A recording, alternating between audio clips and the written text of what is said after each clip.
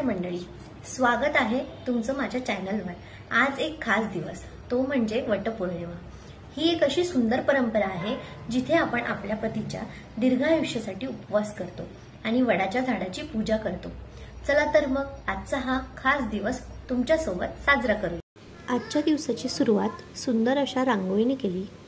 रांगोळी पूर्ण झाल्यावर घरातली थोडीफार कामं आवरली आणि पूजेचं साहित्य एकत्र करायला घेतलं।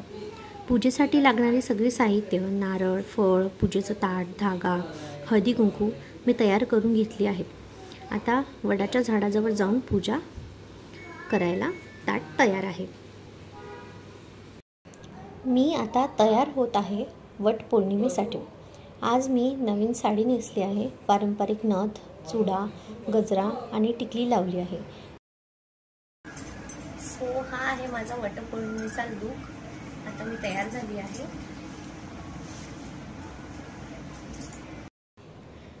आम्ही आता वडाच्या पूजेकरता आलेलो आहे। इथे मी पूजेची तयारी करते आणि हळूहळू पूजेला सुरुवात करते। वटपौर्णिमा प्रामुख्याने महाराष्ट्र, गुजरात, कर्नाटकमध्ये साजरी केली जाते। या दिवशी विवाहित स्त्रिया उपवास करतात, पारंपरिक पोशाख घालतात आणि वडाच्या झाडाची पूजा करून 7 फेरे घेतात।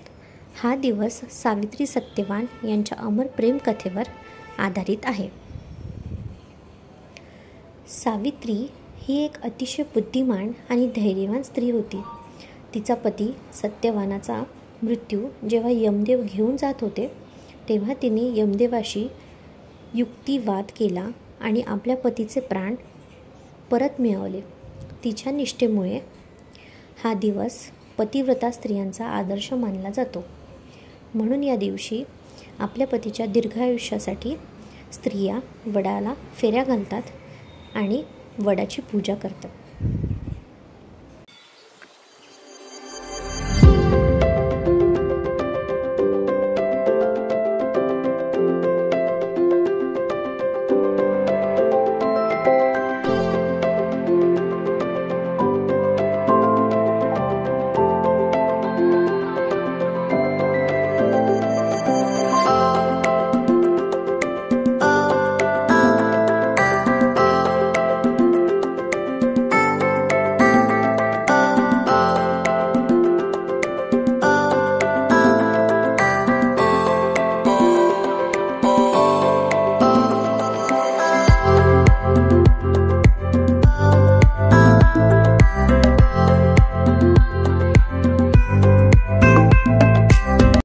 तर अशा रीतीने मी माझी वटपौर्णिमा साजरी केली।